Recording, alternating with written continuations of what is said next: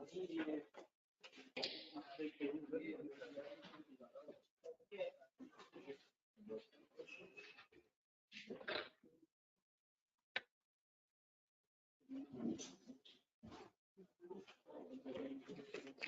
Sir, question number 2 complete करना था आप लोगों ने। ऑनलाइन स्टूडेंट्स, आवाज आ रही है?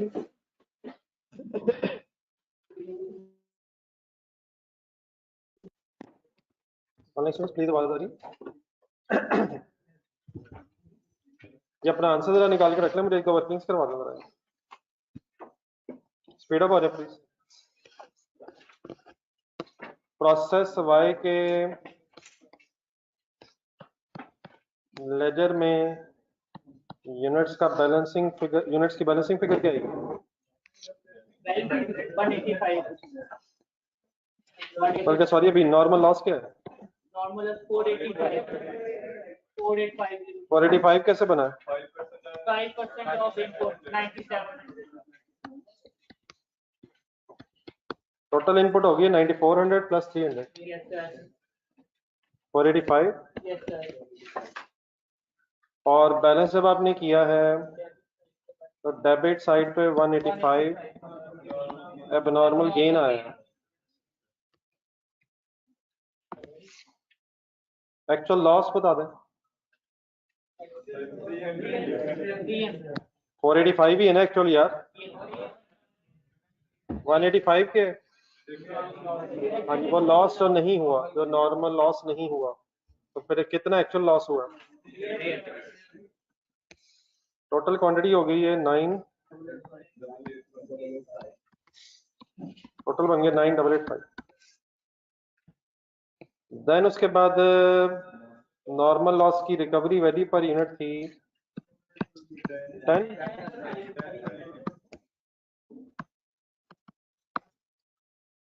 और बाय प्रोडक्ट का भी ट्रीटमेंट क्या होना है? बाय प्रोडक्ट का भी कॉस्ट एलोकेट नहीं होनी, जहाँ ये बाय प्रोडक्ट बनी है तो इसका भी रिकवरी वैल्यू पे नहीं होना। 1400 और एंड में 22 एक दिया हुआ है। 30,800। तो नॉर्मल लॉस के सामने जिस तरह कॉस्ट की बजाय रिकवरी वैल्यू है, इस तरह नॉर्मल लॉस का भी कॉस्ट एलोकेट नहीं, सॉरी बाय प्रोडक्ट को भी कॉस्ट एलोकेट नहीं होगी, उसकी रिकवरी वैल्यू ही इसको एलोकेट होगी। और क्वेश्चन साइलेंट है, इसकी रिकवरी वैल्यू भी देयर फॉर प्रोडक्शन कॉस्ट से नेट होगी, जस्ट लाइक नॉर्मल लॉस। तो पर यूनिट बनवाए कैसे बनाया?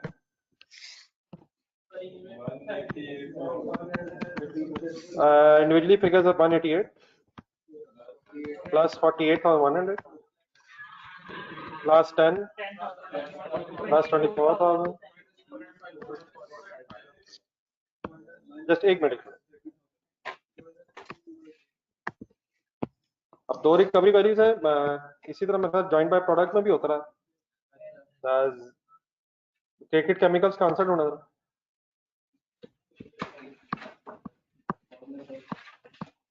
एक नजर रिवाइज कर लिएगा नजर। क्रिकेट केमिकल्स का आंसर वहां जब आपने डायग्राम में नीचे आते आते आते मेरा ख्याल है जी भी है, नॉर्मल लॉस भी है, तो दोनों की रिकवरी वैल्यूज लेस हो रही है। ठीक है, तो treatment of normal loss sir by product तकरीबन सेम है, अनलेस बाय प्रोडक्ट के लिए कोई अदर इनकम का ट्रीटमेंट बताया, वरना तकरीबन सेम। जी बेस बनवाए जी। 8000 माइनस पर यूनिट बना 30। जी ऑनलाइन स्टूडेंट्स हो क्या प्लीज?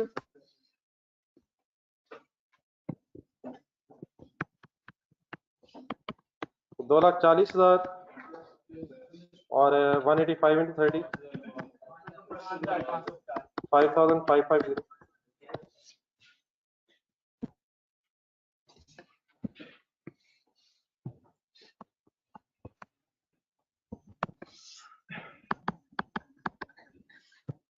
टोटल बताइए। 275 650 275 650।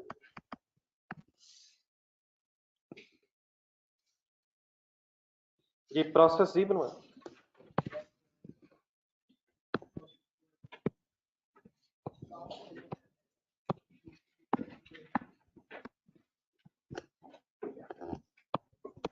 ये ऑनलाइन स्टूडेंट साथ हैं please, process ji.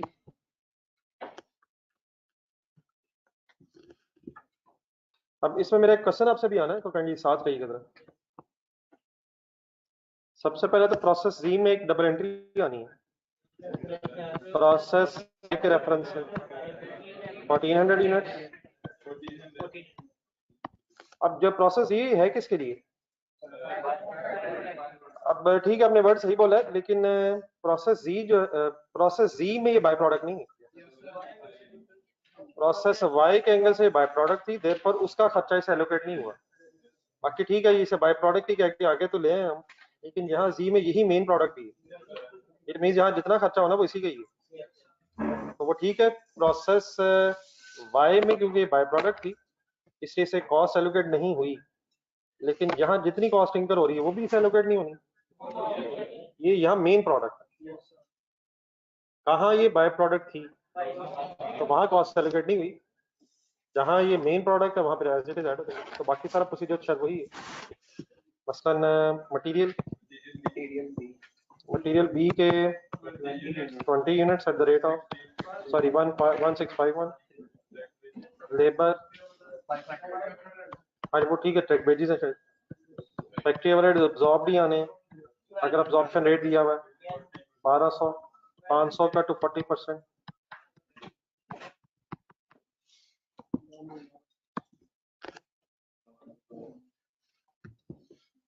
Normal loss के यूनिट्स हैं 71 कैसे, हाँ जी 1420 मीन्स 1400 प्लस 20 इंटू 5%। हाँ जी फिनिश गुड्स, अब फाइनली वर्ड यहाँ आ रहा है, लेकिन ये फाइनली जो बाय प्रोडक्ट उसकी फिनिश फॉर्म अब आ रही है 1250। बैलेंसिंग फिगर अब क्रेडिट साइड पे ही आ रही है 99। नॉर्मल लॉस की रिकवरी वैल्यू 6 रुपये है, इस प्रोसेस में 6 रुपीज थी, 4 to 6।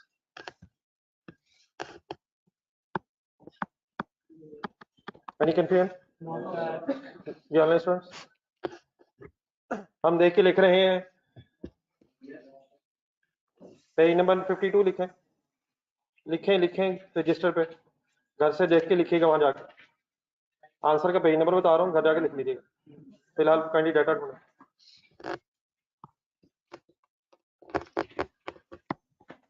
पर यूनिट बनवाएं,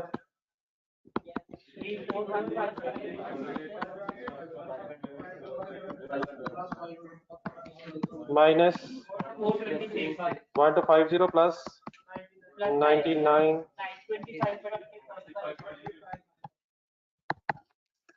ये ठीक है जी प्लीज, बाकी रहने दें, लॉसेस के अकाउंट बनवा दें।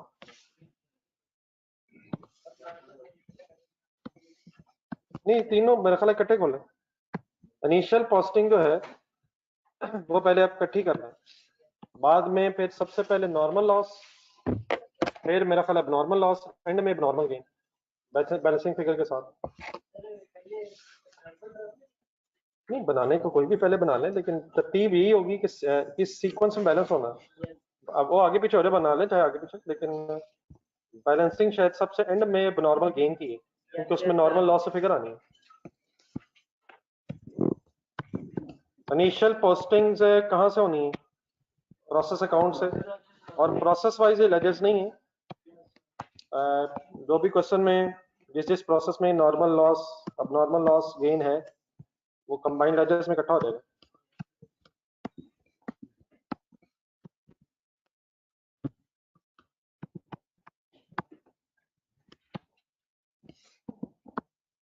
कोशिश आप लोग किया करें, इससे तो फिर कोई फायदा नहीं है ऐसे देख के लिखने का ही।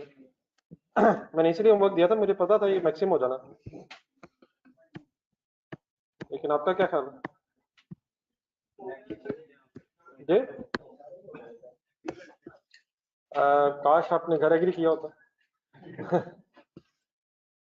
पोस्टिंग करवाएं अपने लेजर से, देखें प्रोसेस 1 देखें, sorry process x, process x में नॉर्मल लॉस है 400 यूनिट्स है, 2000 अमाउंट है। प्रोसेस वाई में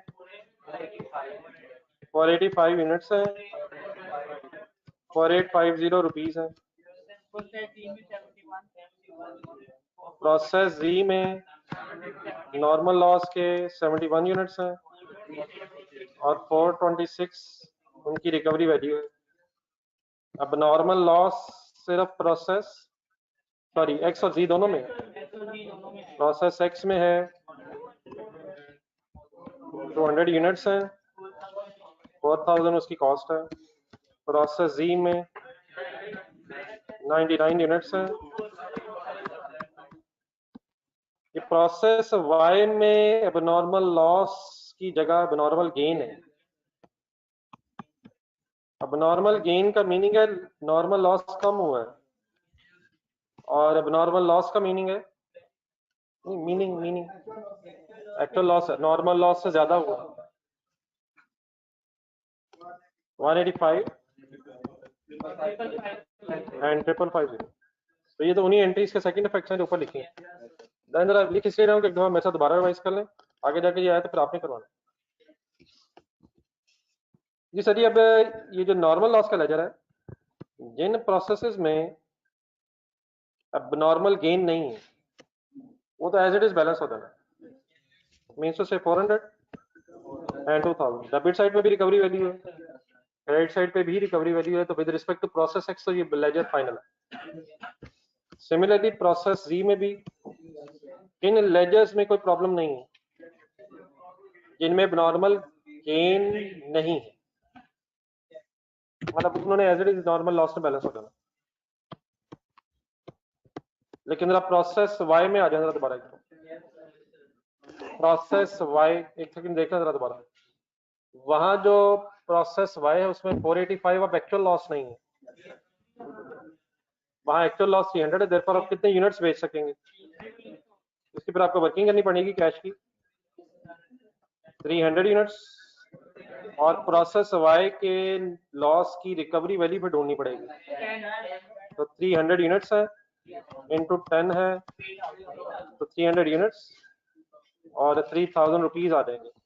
तो नॉर्मल लॉस का फिर अब ये लेजर अनबैलेंस रहेगा with respect to process Y. तो ये 185 क्वांटिटी आ जाएगी और 1850 रिकवरी वैल्यू आ जाएगी जो लॉस हुई है। और डेफिनेटली फिर इसके साथ एक रेफरेंस लिख लें आप, नॉर्मल गेन डबल एंट्री बोल लें।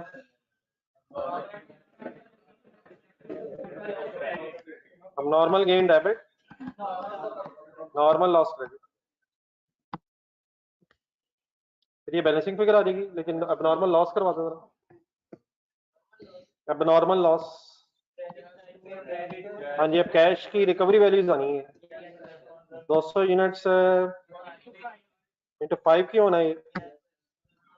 Recovery value in process x 5000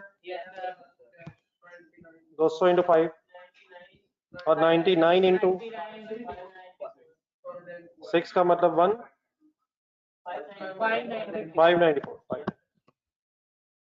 ये 200 इंटू 5 है और यहाँ 99 इंटू 6, ठीक है जी। बाकी बैलेंसिंग फिगर यहाँ भी प्रॉफिट लॉस की आ जाएगी, यूनिट्स बैलेंस हो जाएंगे और 4881 नेट लॉस आ जाएगा।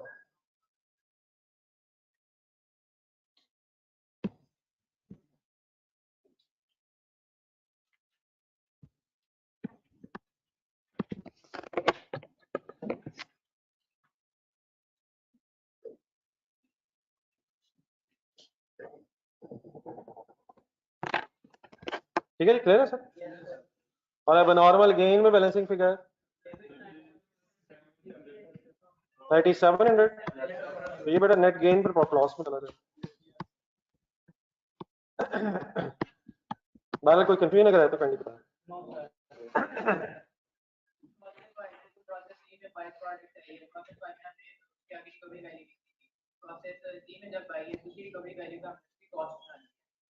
क्योंकि वो आप नहीं कमा सकेंगे वो अब आप जब फाइनल फिनिश गुड्स कमाएंगे बेचेंगे तब वो भी कमाएंगे और उसका खर्चा भी कमाएंगे,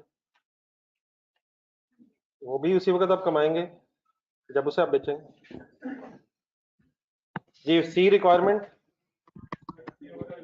फैक्ट्री ओवरहेड अकाउंट में, फैक्ट्री ओवरहेड अकाउंट फाइनल कर दीजिएगा जाए एक दफा मेरे साथ।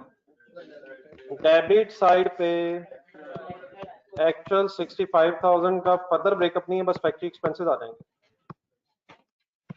एक एंट्री बोल रहे हैं जरा, factory overhead debit, factory overhead debit and factory expenses credit, और प्रोसेस एक्स वाई और जी से फिर अब्जॉर्ब्ड ओवरहेड्स आपको मिल जाएंगे। 36,000, 24,000, ये कहाँ से आई फिगर्स? ये मेरा ख्याल मैंने कहा था रहने दीजिएगा बनाने को, तो अगर बनाना तो बना लें। कहाँ से फिगर्स आई हैं ये ढूंढ के जरा बताएं। प्रोसेस एक्स में कितनी थी फिगर, उसकी एक एंट्री बोले जरा। 36,000 process work in process account है, work in process X debit है, फैक्ट्री ओवरहेड्स क्रेडिट है। इसी तरह जो वाई और जी में से फिगर आई है, और एक्चुअल कहाँ है? सवाल में है, सवाल में 65,000 है, लिखें और लेजर बैलेंस कर दें।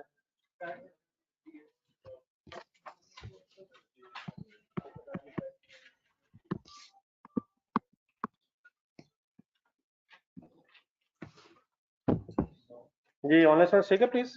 Factory overheads actual applied absorb balancing figure बताएं। 3800 किधर लिखें लिखें लिखें जिधर आ रहा, और कॉस्ट ऑफ सेल लिख के हमेशा आपने बैलेंस कर देना है अगर क्वेश्चन में इंफॉर्मेशन नहीं है। एक एंट्री बना लें, कॉस्ट ऑफ सेल लिख के क्या बन रही है? कॉस्ट ऑफ सेल डेबिट क्यों कर रहे हैं? क्योंकि वो हो रही है, हम जानबूझ के नहीं करे, वो हो रही है, वो हो रही है। हाँ वो हो क्यों रही है? क्योंकि अंडर अब्जॉर्ब्ड है। वो कैसे पता चला? एक्चुअल ज्यादा है, एक्चुअल ज्यादा है, डेबिट बैलेंस है, एक्चुअल ज्यादा है, एक्चुअल ज्यादा होने की वजह से डिफरेंस क्रेडिट साइड पे आया है, कम अब्जॉर्ब हुआ हुआ, तो कितना और अब्जॉर्ब होना है। और एक क्वेश्चन अगर इंफॉर्मेशन ना हो तो नॉर्मल प्रैक्टिसेस के कॉस्ट ऑफ सेल में प्लस करके एडजस्टमेंट कर दें। एंट्री भी लिख लीजिएगा।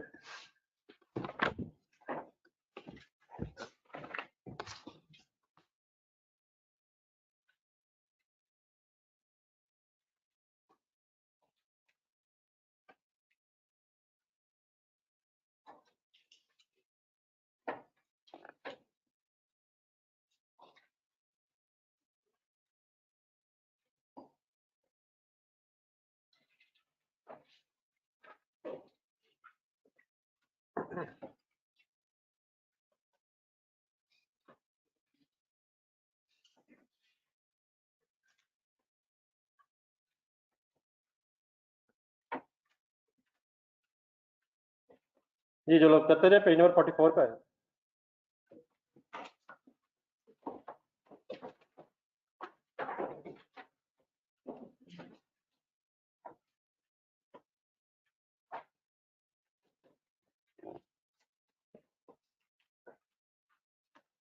ये ऑनलाइन स्टूडेंट्स कंप्लीट हो गया क्वेश्चन, क्वेश्चन नंबर 2।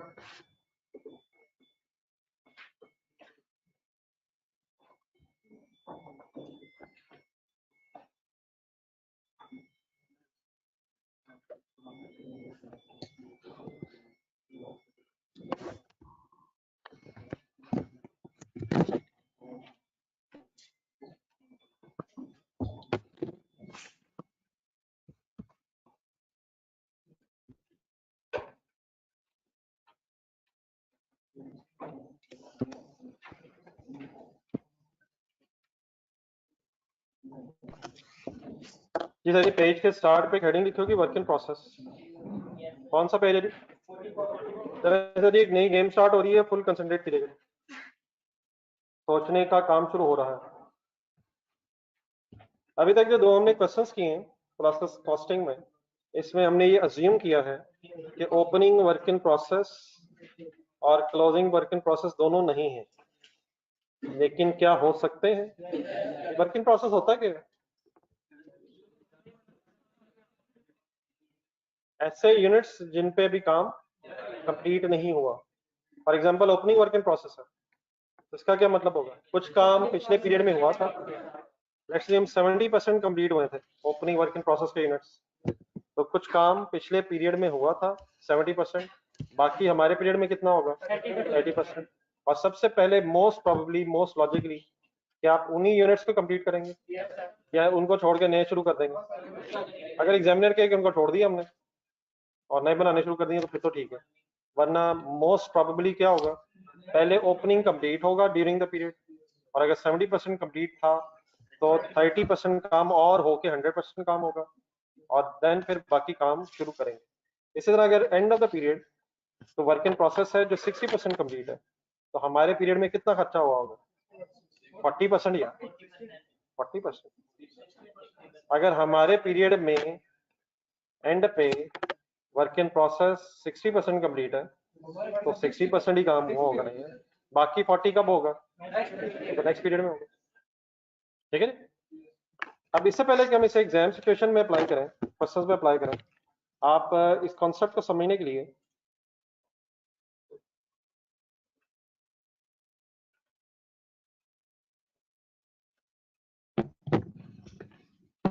जरा लेट्स अज्यूम एग्जाम हॉल में बैठे हैं,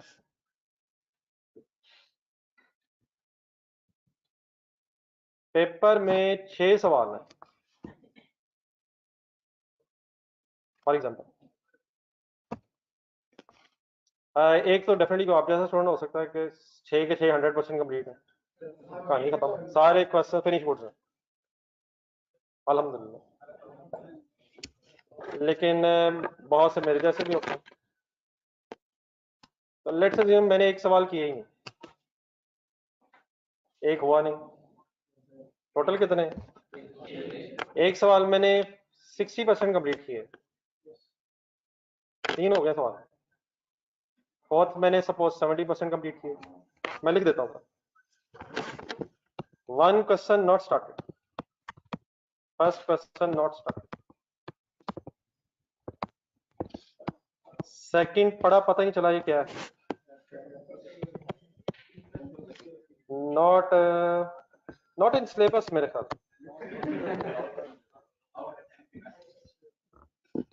थर्ड क्वेश्चन 70% कंप्लीट, साथ वाले से देखा मैंने थोड़ा थोड़ा कर रहा था, 40% कंप्लीट।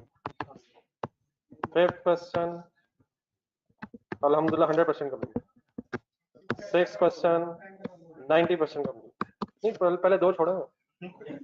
उसके बाद भी आधा घंटा मैंने लोगों को देखा कि ये क्या कर रहे हैं। बड़ी कोशिश की, इधर उधर से भी कोई गैबी इमदाद नहीं मिली। ठीक है सर, अब आपने मुझे ये बताना है कि ठीक है सिचुएशन तो ये है, मैंने कितने क्वेश्चंस 100% कंप्लीट किए? सिर्फ एक।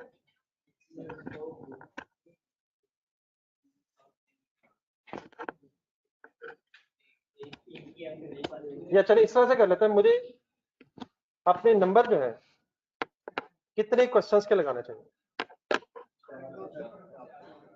और कितने कितने लगाने चाहिए? 100% लगाने चाहिए। 100% तो नहीं लगाने चाहिए।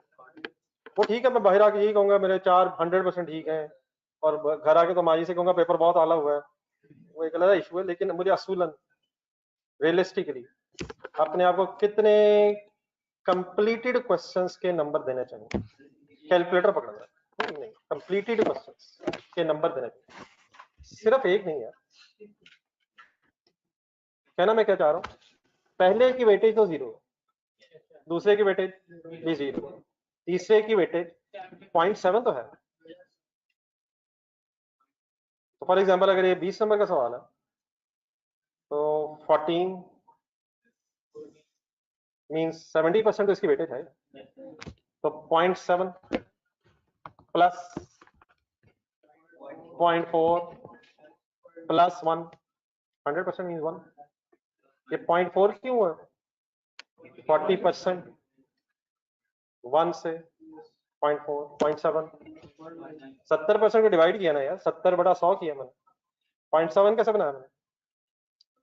70/100 40/100 100/100 90/100 कैसे कर रहे हैं working? 0.7 plus 0.4 plus 1 plus 0.9 is equal to, क्या मुझे 3 पूरे सवालों के नंबर मिलेंगे?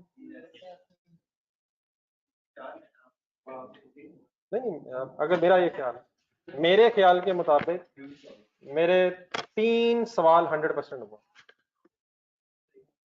ये 6 सवाल, मेरे ये 6 सवाल 3 100% क्वेश्चन, कंप्लीटेड क्वेश्चंस के बराबर है।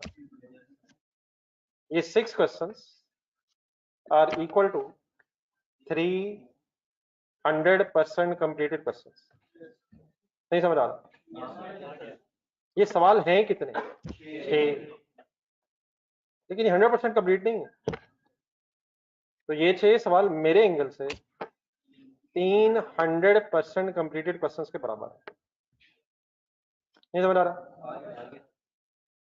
और अगर किसी ने 6 के 6 सवाल 100% किए तो these 6 questions are equal to 600% completed question। इसी तरह फॉर एग्जांपल 6 चेयर्स हैं, 6 चेयर्स हैं आपके प्रोसेस में, 2 चेयर्स में भी काम शुरू नहीं हुआ, तो फिनिश गुड्स के एंगल से उन चेयर्स की तो कोई वेटेज नहीं है। एक चेयर जो है वो 70% कंप्लीट है, दूसरी चेयर जो है वो 40% कंप्लीट है, वगैरह वगैरह वगैरह। तो ये जो 6 चेयर्स हैं ये 100% कंप्लीट नहीं है, ये कितनी कंप्लीटेड चेयर्स के बराबर है? इन अदर वर्ड्स 6 चेयर्स पे जो भी कॉस्ट आनी थी, 6 चेयर्स पे जो 100% कॉस्ट आनी थी, उसकी बजाय इन चेयर्स पे 300% कंप्लीटेड चेयर्स की कॉस्ट आई। या चले एक जरा थर्ड चेयर पर जाओ, अब ये चेयर्स हो गई, क्वेश्चंस के बजाय चेयर्स हो गई। थर्ड चेयर, एक चेयर को बनाने में सपोज 1000 रुपया लगता है, 1000 रुपया कॉस्ट आती है। अगर ये 70% कंप्लीट है तो इस पे 700 रुपए का खर्चा हुआ। फोर्थ चेयर पे 400 रुपए का खर्चा हुआ। फिफ्थ चेयर फिनिश गुड्स में कन्वर्ट हो गई है, वो वर्क इन प्रोसेस है ही नहीं। और लास्ट चेयर पे 900 रुपए का खर्चा हुआ। तो last 1 chair is equal to how much rupees? 900, because it is 90%। इस लास्ट चेयर को 100% कॉस्ट की बजाय 90% कॉस्ट एलोकेट होनी चाहिए। तो अगर तो फिनिश गुड्स हो तो फिनिश गुड्स का मीनिंग क्या होता है? जिन पे 100% काम हो गया है, रॉ मटेरियल अगर एज इट इज पड़ा है तो भी उसकी प्रोसेसिंग स्टार्ट ही नहीं हुई। वर्क इन प्रोसेस क्या होता है? कुछ काम हो गया है, कुछ रहता है, तो जितना काम हो गया होगा उतना रिस्पेक्टिवली खर्चा उसे एलोकेट होना चाहिए, और जितने परसेंट वो कंप्लीट है अकॉर्डिंगली उसी परसेंटेज के हिसाब से उसकी कॉस्ट कैलकुलेट होनी चाहिए।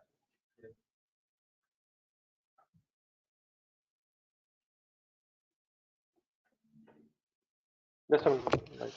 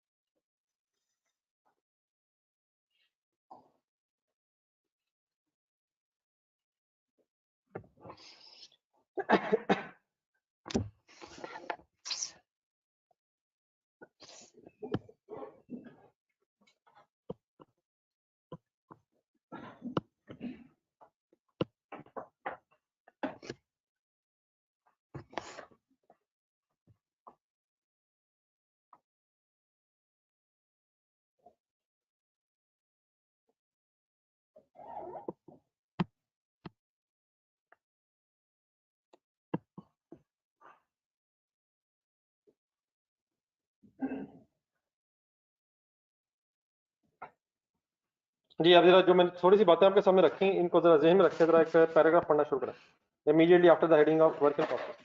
जी ऑनलाइन स्टूडेंट्स इकट्ठे हैं प्लीज।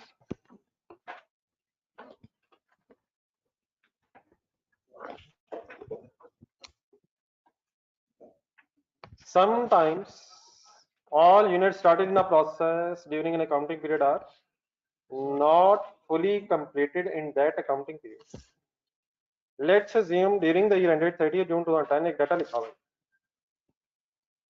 इनपुट यूनिट्स थे 1000, आउटपुट यूनिट्स हैं 800, क्लोजिंग वर्क इन प्रोसेस है 200 यूनिट्स।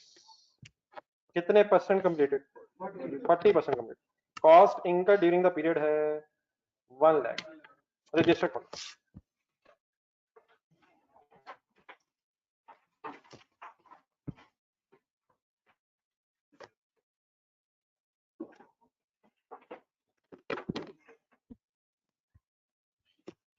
इस टेबल में जो 4 लाइंस दी हुई, 4 फिगर्स आपने पढ़ी अभी मेरे साथ, इसको जरा एक प्रोसेस अकाउंट में प्लेस करें।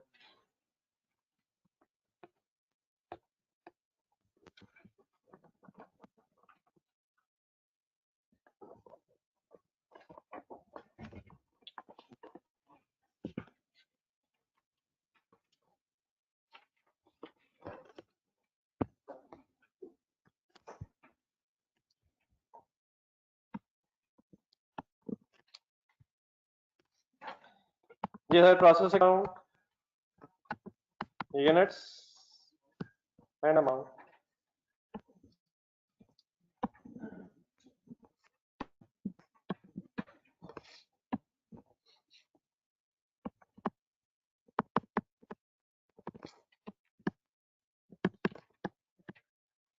ब्रॉड डाउन यूनिट्स बताएं। इनपुट ब्रॉड डाउन ही होती है। Brought down units, brought down नहीं है अभी, ब्रॉड डाउन थोड़ी देर साइड करता। देन डेबिट साइड पूरी करना। अब मटेरियल लेबर ओवरहेड जिससे हम यूज टू हैं उसकी जगह शायद उसने लाख इकट्ठा दिया हुआ है। नहीं, लाख रुपया क्या है? Cost incurred during the period. इसमें क्या क्या आ रहा होगा? मटेरियल लेबर ओवरहेड इकट्ठे दिए मुझे। मेरा ख्याल हम ब्रेक कर लेते हैं। मैं इस लाख को जरा ब्रेक कर रहा हूँ। Let's say 50, labour 30 and overheads 20। 1 lakh rupees जो गिवन है, मैंने काइंडली इसको ब्रेक किया। Material labour overheads. Input units कहाँ लिखा? नॉर्मली मटेरियल के सामने लिखते हैं। इनपुट किसके यूनिट्स? इनपुट यूनिट्स क्या होते हैं? इनपुट रॉ मटेरियल इनपुट होगा ना।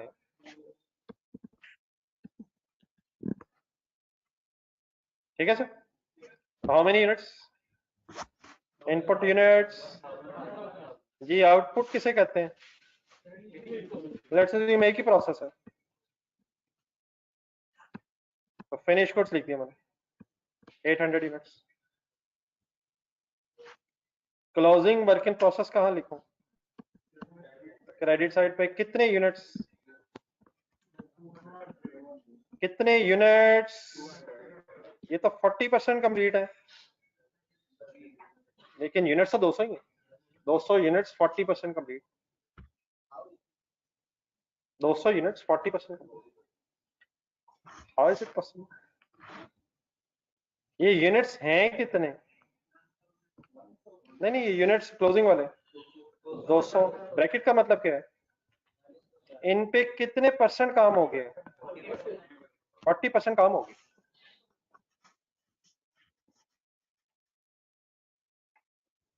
जी सर, पहला डाटा बिल्कुल सिंपल सा भी मैंने रखा।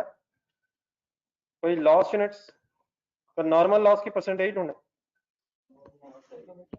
Let's assume no information of normal loss. Ledger balance करें, बताएं कोई लॉस है? हो सकता है वैसे कि एक्सपेक्टेड ना और हो जाए। हो सकता है कि एक्सपेक्टेड ना हो जाए। एक्सपेक्टेड ना हो और हो जाए, कौन सा होगा? ये सारा नॉर्मल होगा। लेकिन इस डेटा को लेके आपकी क्वांटिटी टोटल मैच हो गई। इट मींस अभी इस डिस्कशन में क्या नहीं आया, लॉस नहीं आया। यहां तक कंप्लीट करना।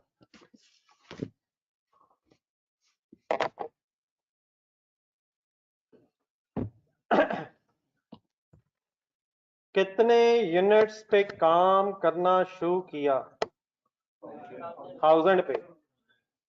1000 यूनिट्स में से 800 यूनिट्स का क्या हुआ? क्या उनका 100% काम हमारे पीरियड में हो गया है? ये मैंने हमारे पीरियड में क्यों बोला? ब्रॉड डाउन तो थे नहीं, तो क्या ये 1000 यूनिट्स में से ही 800 कंप्लीट हुए हैं? क्या 800 started and completed during the year है? Started and completed during the year.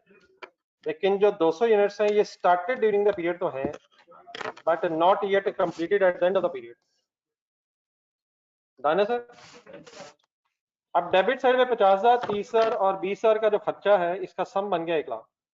1 lakh manufacturing cost है।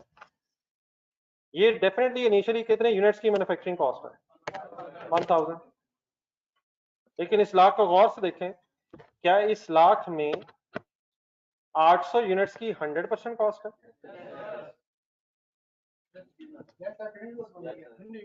फिनिश गुड्स कैसे कहते हैं?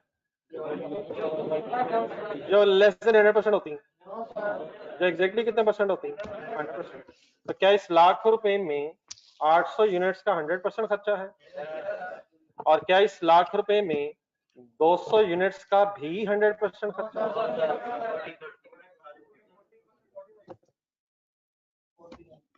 क्या इन 200 यूनिट्स पे 60% काम अभी रहता है? वो कब होगा? वो नेक्स्ट अकाउंटिंग पीरियड में होगा। कितने पीरियड, कितना हमारे पीरियड में हुआ होगा? 40%। अब लेजर गौर से देखें, क्या वो स्टेज आ गई है जिस स्टेज पे हम पर यूनिट निकालते हैं? अब जाने दें यार, वो तो नॉर्मल लॉस भी होता है, उसकी रिकवरी वैल्यू भी होती है, वो है नहीं। लेजर की क्रेडिट साइड देखें, क्या 800 के सामने 800 यूनिट्स की कॉस्ट आनी चाहिए? क्या 200 के सामने 200 यूनिट्स की कॉस्ट आनी चाहिए? जितनी भी है, जितनी भी है। तो पर हम वहां पहुंच गए, यहाँ पर यूनिट कैलकुलेट होता है। लेकिन इस तरह देख के ना गाड़ी लिखा करें, 1 मिनट, पर यूनिट कैलकुलेट कैसे होता है? खर्चा किस साइड से मिलता है? 1 लाख इकट्ठा कर लिया मैंने, मैन्युफैक्चरिंग कॉस्ट। क्रेडिट साइड देखें, नॉर्मल लॉस नहीं, रिकवरी वैल्यू नहीं, बहस खत्म हो गई। बेस बनवाएं, 800 प्लस 200, कहानी कर दें खत्म। और यार लिखा हुआ है 800, यार कमाल होगी। 800 ठीक है सर, प्लस 200 में क्या मसला है? तो 200 ठीक तो है यार, 200 लिखा हुआ है। 200 का क्या करूं? 800 कितने परसेंट कंप्लीट है? उनके साथ 100% लगाने की जरूरत नहीं, तो 800 इंटू 100% तो 800 ही आंसर आएगा। लेकिन 200 पूरे क्यों नहीं? इंटू 40%। असल में सारी प्रॉब्लम ये है, ये लाख रुपया जरा देखें गौर से। ये जो हम डिवाइड कर रहे होते हैं ना, इसका मतलब ये होता है कि ये कॉस्ट कितने यूनिट्स पे डिवाइड होंगे। क्या लाख की बेस में 800 पूरे यूनिट्स ठीक है, लेकिन लाख की बेस में 200 पूरे यूनिट सही नहीं है। 200 यूनिट्स का 40% मींस, कैलकुलेटर पकड़ा जरा, 200 इंटू 40% करें। एक सेंटेंस सुने जरा मेरा, 240% completed units are equal to 80 100% completed units.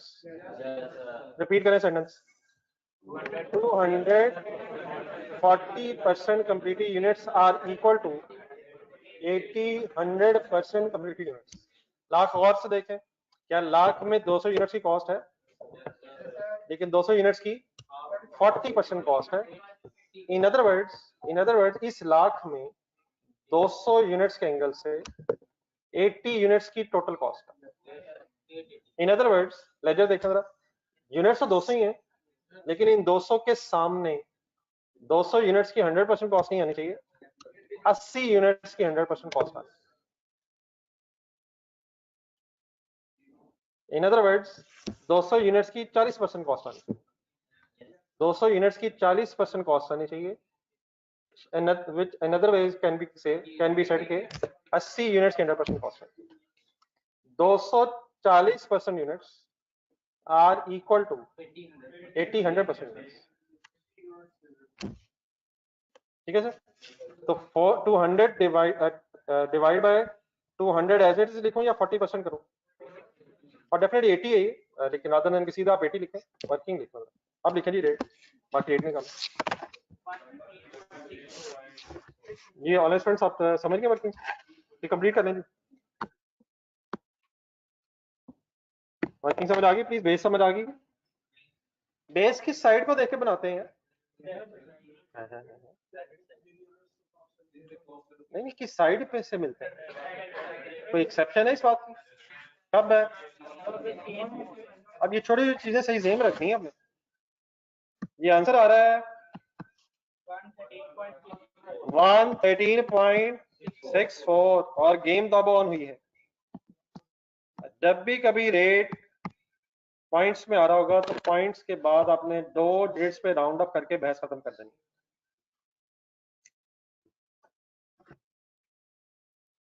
जी 200 लिखें कैलकुलेटर पे हमने, 200 इंटू 40%, 200 यूनिट्स अगर 40% कंप्लीट है तो इसका मतलब 80 100% कंप्लीटेड यूनिट्स के बराबर है। सॉल्व किया करें यार, अभी वर्किंग हुई है। ठीक है हमने साहब, कैलकुलेटर पे हुआ है, नहीं कैलकुलेट करेंगे बड़ा परेशान रहेंगे जी सर जी। अब जब रेट आ जाता है फिर नेक्स्ट स्टेप क्या होता है? वन सेकेंड रुक जाइए, कॉस्ट एलोकेशन करवानी है।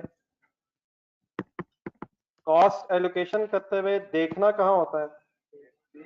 बेस और पर यूनिट की बेस और पर यूनिट की अमाउंट। कैसे करूँ मैं? Finish goods 800 into 113.64, sorry 800 into 113.64, answer is 90912। Rupees में राउंड ऑफ करें, रुपीज राउंड ऑफ, अमाउंट्स को रुपीज में राउंड ऑफ करें, रेट को बस 2 डिजिट से ज्यादा आगे ना लेकर। आगे चलें। Closing work in process, closing work in process को कैसे मेजर करूं? नहीं मेरा ख्याल 20% बेस देख रहे हैं यार, 20% कहां से आ गया?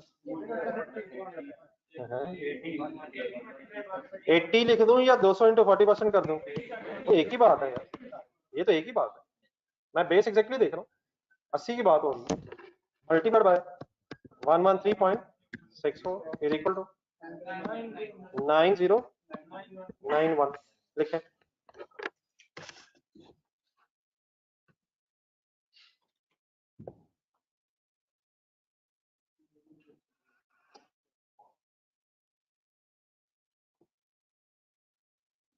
बीच में 40% क्यों आ गया यार, कमाल होगी। 40% कंप्लीट देख लें प्लीज।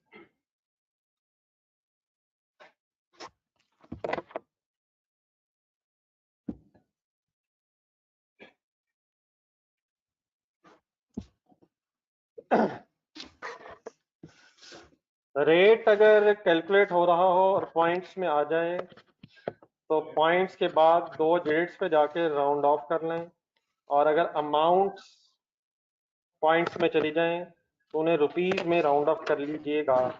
याद रहेगा प्लीज? ठीक है, कॉन्सेप्टली ओके है, लेकिन एक बहुत बड़ा मसला आने लगा है। फिगर्स ठीक है, प्लेस करें। फिगर्स कहाँ कहाँ नहीं? 800 के सामने 90912 और 200 यूनिट्स के सामने। अच्छा ये भी क्लियर रखें, यूनिट्स 200 ही हैं, लेकिन ये दोनों 200 यूनिट्स 80 कंप्लीटेड यूनिट्स के बराबर है। देयरफॉर इनके सामने 80 100% यूनिट्स 100% कंप्लीटेड यूनिट्स की कॉस्ट आ रही है। ये यूनिट्स 200 है 80 हैं? है 200, लेकिन कितने परसेंट कंप्लीट है? देयरफॉर इनके सामने 80 100% कंप्लीटेड यूनिट्स की कॉस्ट आ रही है। ठीक है, ये वर्ड समझ आते हैं सही है? टोटल की जगह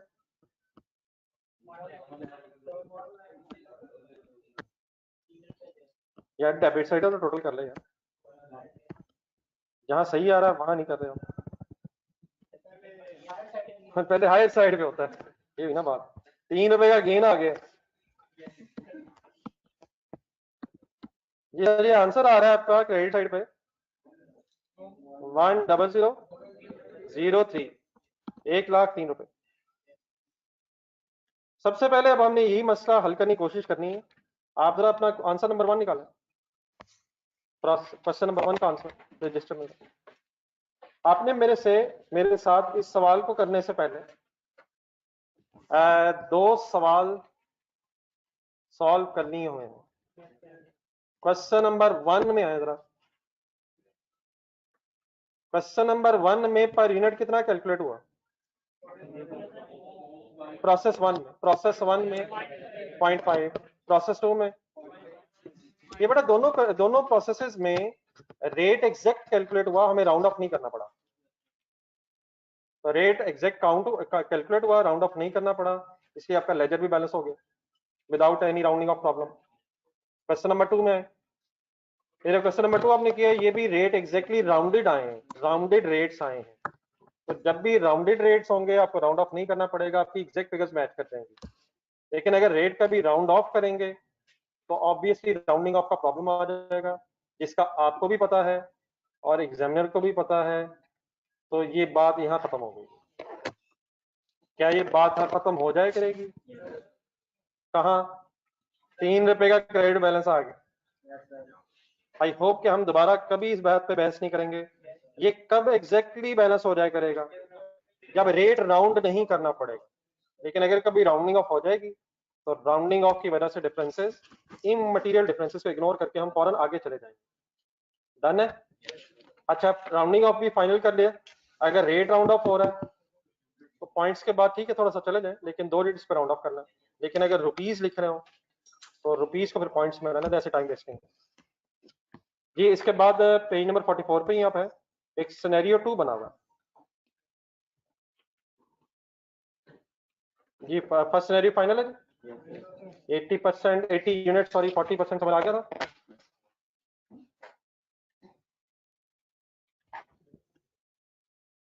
जी ऑनलाइन स्टूडेंट से इकट्ठे नहीं प्लीज।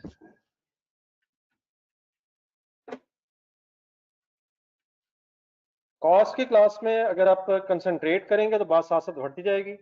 अगर कंसंट्रेशन लैब थोड़ा सा भी इधर उधर हो तो ये तो ढूंढना बड़ा मुश्किल हो जाता है, ये गेम कहाँ से शुरू हुई और कहाँ पहुंच गई। कौन सा सिनेरियो होने लगा? इस सिनेरियो 2 में एक प्रोसेस अकाउंट बना हुआ, लेकिन ये इनकम्प्लीट है। इसकी डेबिट साइड देखें, अभी भी ब्रॉट डाउन हमारी बहस में नहीं है। इनपुट अलग लिखी हुई है स्टार्ट में, डेफिनेटली ये 4000 मटेरियल के एंगल से यूनिट्स है। बोर्ड पे देखें जरा, तो परेशान तो नहीं हो रहेंगे? 16,000 के material rupees, labour rupees, factory overhead rupees given है। क्रेडिट साइड में आउटपुट के यूनिट्स कितने हैं, अमाउंट आपने निकालनी। नॉर्मल लॉस के 400 यूनिट्स आए कैसे हैं? 4000 का 10% होके 400 यूनिट्स बने। उनके सामने अगर 700 रुपया लिखा हुआ है तो ये कॉस्ट होगी, रिकवरी वैल्यू हो सकती है। अब नॉर्मल लॉस एक बैलेंसिंग फिगर कैलकुलेट हुआ है और brought down unit sorry carried down unit 700 है। जरा चेक कर ले, लेजर बैलेंस है दोनों साइड्स पर यूनिट्स का, चेक कर ले। तो एक लेजर बनाया हुआ आपके सामने, इनकम्प्लीट इस एंगल से है कि जहां जहां जहां शायद कॉस्ट आनी है वहां वहां वहां क्वेश्चन मार्क लगा हुआ है। कहां कहां कहां कॉस्ट आनी है? आउटपुट के सामने नॉर्मल लॉस के सामने आती है, अब नॉर्मल लॉस के सामने आती है सर, और सीडी के सामने भी आती है। जितना वो कंप्लीट होगा उस हिसाब से आएगी। अब इसी डाटा का एक हिस्सा नीचे भी है इस लेजर के। क्लोजिंग वर्क इन प्रोसेस के जो 700 यूनिट्स हैं उनकी एक फर्दर इंफॉर्मेशन दी हुई है। Closing work in process is completed as follows. Material 100% लग चुका है। अगर मटेरियल 100% लग चुका है तो ये वर्क इन प्रोसेस क्यों है? मटेरियल अगर 100% लग गया है तो ये वर्क इन प्रोसेस क्यों है? सिर्फ मटेरियल 100% लगना फिनिश गुड्स नहीं होती, कन्वर्जन कॉस्ट भी 100% होनी चाहिए। कन्वर्जन किसे कहते हैं? अगर मटेरियल 100%, लेबर 100% और ओवरहेड 100% होंगी तो फिर फिनिश गुड्स बनेगी। नॉर्मल ये शायद यही होता है कि मटेरियल शुरू में लग जाता है, इसलिए वो शायद 100% लग गया है। हाँ, कौन कौन सा काम अभी फर्दर रहता है? लेबर का कितना हो गया है, कितना रहता है? 50% ही रह गया है। लेकिन ओवरहेड्स का कितना लगा हुआ है, कितना और लगेगा? तो what is the stage of completion of this closing work in process? 100% material, 50% labour and 40% factory overheads. इसको जरा कंपेयर करें ऊपर वाले डाटा से। ऊपर जो डाटा पड़ा था हमने ऊपर टेबल में, वहां सिंपली क्या लिखा था? 40%। 40% कंप्लीट से क्या मुराद थी? मटेरियल, लेबर, ओवरहेड्स 40% लगे होंगे।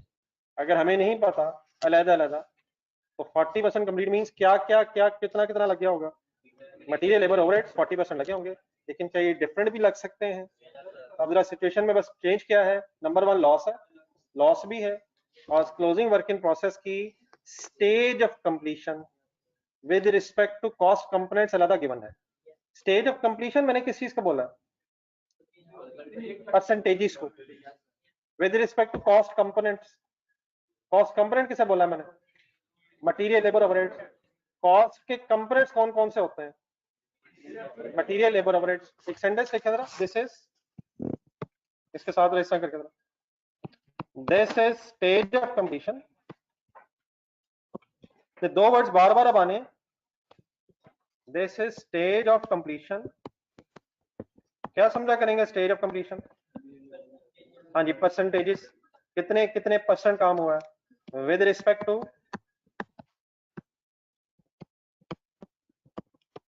Cost components. मैन्युफैक्चरिंग कॉस्ट के कितने कंपोनेंट्स होते हैं? कौन कौन से? Material, labour, overheads. तो this is stage of completion with respect to cost components. Components, cost components में वर्ड बोलूं तो आपके जहन में क्या आएगा? मटेरियल, लेबर, ओवरहेड्स की बात हो रही है। और स्टेज ऑफ कंप्लीशन की बात करूं तो परसेंटेजेस की बात हो रही है। ऊपर वाले डेटा में जाए, ऊपर टेबल, 40% स्टेज ऑफ कंप्लीशन किस किस कॉस्ट कंपोनेंट के एंगल से है? 40% स्टेज ऑफ कंप्लीशन है। और अगर हमें अलग अलग नहीं बताया हुआ, कंप्लीट लिखा हुआ है, तो with respect to all cost components mean material, labour, overheads होगी। लेकिन ये अलग अलग अगर गिवन हो तो फिर अलग अलग भी सोचा जा सकता है। इसके नीचे जो लिखा हुआ है उसको तो अभी पढ़ने की जरूरत नहीं है, रजिस्टर खोलें और ये लेजर जितना बना हुआ है एज इट इज इसे देख के बना लें। कहां से देख के बना लें? बुक से।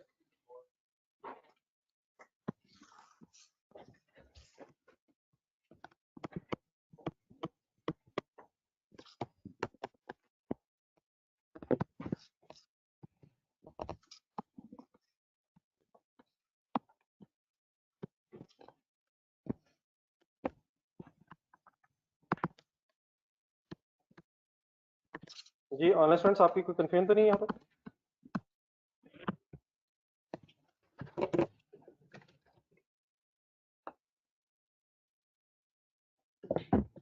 ये इनपुट यूनिट से ज्यादा लिखने के लिए आप मटेरियल के सामने लिखना है।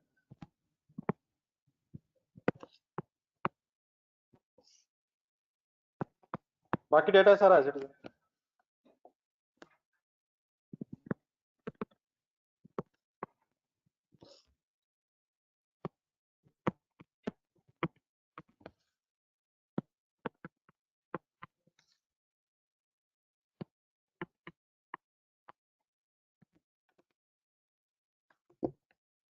आउटपुट देखा हुआ है, क्या मतलब है इसका? फिनिश वर्ड्स, ठीक है, आउटपुट लिखते हैं, फिनिश वर्ड्स लिखते हैं।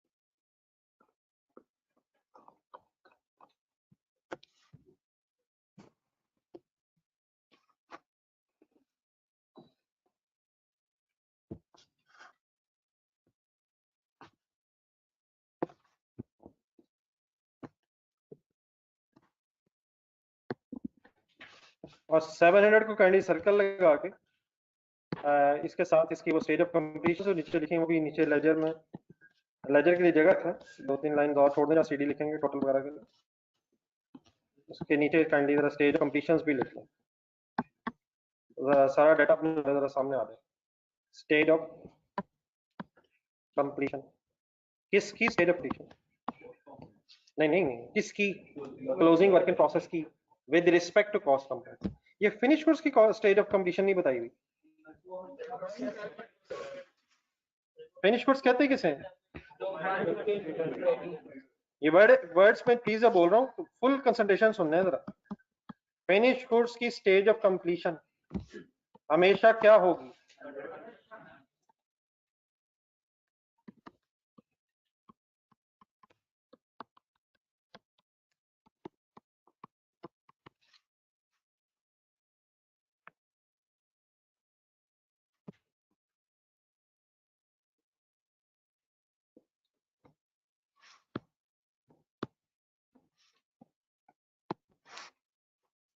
बस यहां तक डेटा लिखें और अब बुक बंद कर लें।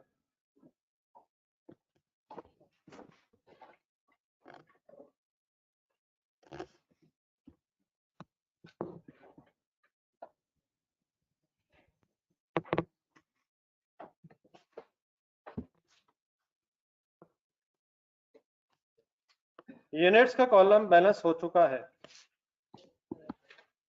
कर चुके हैं चेक? सबने बुक बंद कर दी है सर?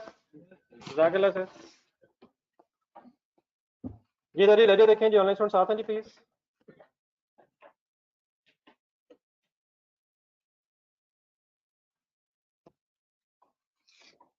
लेजर देख के बताएं क्या वो स्टेज आ गई है जिस स्टेज पे पर यूनिट कैलकुलेट होता है? मायूसी भुला दी है, क्या वो स्टेज आ गई है? कौन सी भाईजान? हमें तंग ना किया जाए, हम प्लीज बिस्मिल्लाह पढ़े थे। क्या वो स्टेज आ गई है जिस स्टेज पे पर यूनिट कैलकुलेट होता है? अच्छा, आपने सुनना पहले है, समझना भी पहले है, और लिखना पता नहीं है या नहीं, वो बात की बहस है। जज़ाकल्लाह।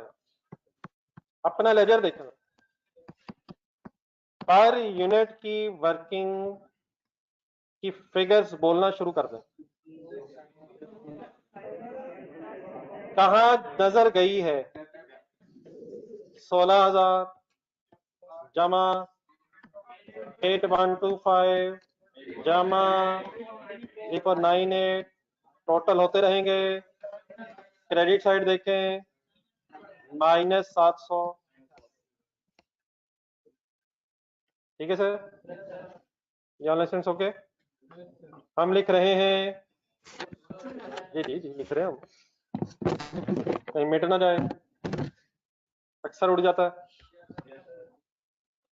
बेस में यूनिट्स लिखवाने शुरू करें। आराम से बैठे ना, आराम से बैठे। बिस्मिल्लाह। 2750। एक मिनट है, एनी प्रॉब्लम? प्लस 400 150 प्लस, बताएं।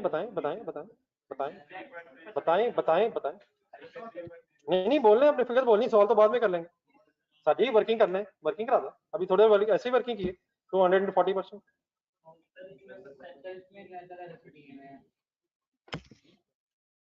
2750 प्लस 150 में कोई प्रॉब्लम? प्लस नई चीज आगे मेरे से सुने, 700 और बात खत्म करें। प्रॉब्लम। अगली बात सुने, स्टेज ऑफ कंप्लीशन देखें, इनटू 100% यार। यस सर और यस सर, मटेरियल कोई मसला नहीं, देखें गौर से देखते। Plus 700 into 50%,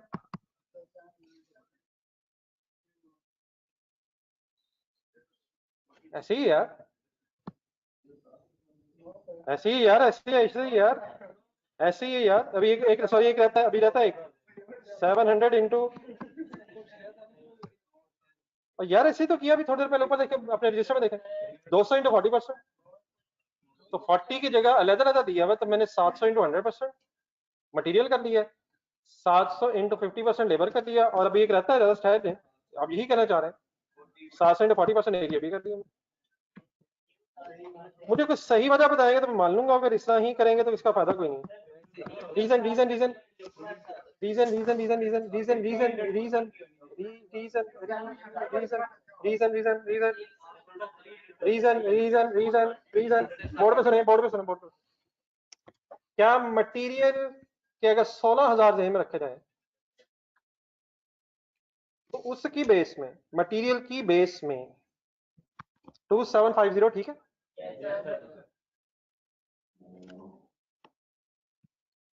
labour sorry normal loss 150 ठीक है, सिर्फ किसकी बात कर रहा हूं, मटेरियल, मटेरियल 16,000 रुपए की बेस में, और क्या 16,000 की बेस में 700 इंटू 100% ठीक है,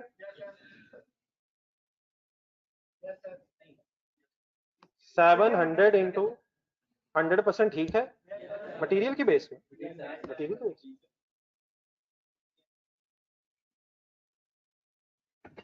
लेबर की बेस में 825 8125, इसकी बेस में 2750 ठीक है, और सर जी ठीक है यार, 150 ठीक है यार, और 700 इंटू 50% ठीक है, 700 इंटू 50% ठीक है यार। सही सवाल देखे ना यार, क्या लेबर की फिगर में 8125 में क्लोजिंग वर्क इन प्रोसेस का 50% खर्चा मौजूद है, तो क्या लेबर की बेस में, सिर्फ लेबर की बेस में 700 इंटू 50% ठीक है, कुछ कह नहीं सकते, नहीं नहीं सही।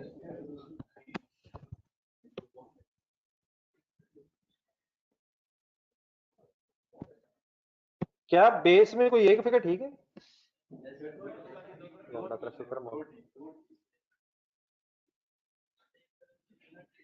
नहीं मतलब आप जो कह रहे हैं मैंने वही कहना है, लेकिन मैं पूछ कुछ और रहा हूं, क्या लेबर की बेस में 2750 ठीक है,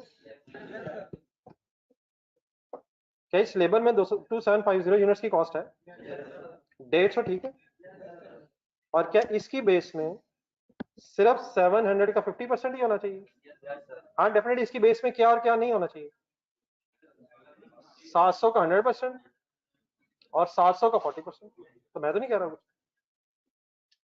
क्या 8125 की बेस में 2750 ठीक है, 150 ठीक है, लेकिन 700 का सिर्फ कितने परसेंट ठीक है, इसी तरह मेरा सवाल फिर और है, आपका सवाल और, जवाब और है, सिर्फ 3498 देखें, 3498 का नाम, इसकी बेस में क्या क्या ठीक है, 2750 में कोई प्रॉब्लम नहीं है, ये 2750 तीनों तीनों की बेस में क्यों है, तो 2750 उसकी बेस में भी ठीक है, 150 उसकी बेस में भी ठीक है, लेकिन उसकी बेस में सिर्फ 700 का 40% होना चाहिए, तो ऐसी तो हुआ है। अब प्रॉब्लम प्रॉब्लम अगर मैं तीनों को इकट्ठा कर दूंगा तो फिर 700 का 100% भी और 700 का 40% भी बेस में आ रहा है, अगर लेबर देखें तो, अगर मटेरियल देखें तो 700 का सिर्फ 100% आना चाहिए था, और लेबर देखें तो 700 का 50% आना चाहिए था, और ओवरहेड देखें तो मसला असल क्या, मेरे वर्ड सुने, हम इस पोजीशन में है इस वक्त, हम इस सिचुएशन में एक कंबाइंड मैन्युफैक्चरिंग रेट नहीं निकाल सकते, हमें कॉस्ट कंपोनेंट्स का अलहदा अलहदा पर यूनिट रेट निकालना पड़ेगा, क्योंकि को भजन उनकी stage of completion with respect to cost components different हो गई है।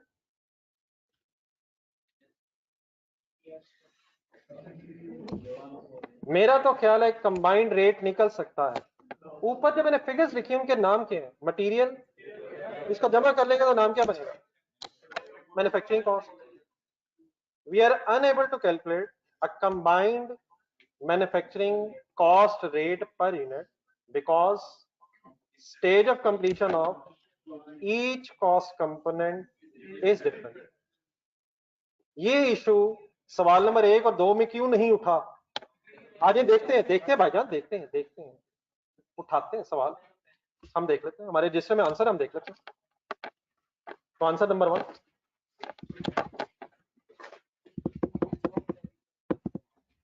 हाँ जी, शायद वही मसला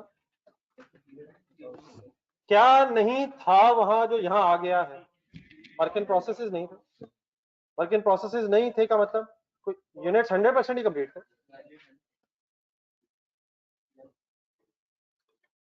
लेकिन एक चीज और आपने शायद थोड़ी सी जल्दबाजी में की है, वापस जरा बोर्ड पे देखेंगे. 150 क्या अब नॉर्मल लॉस, क्या इस पे मटेरियल लगा? कितना लेबर लगी? कितनी ओवरहेड्स लगे? कितने? वजह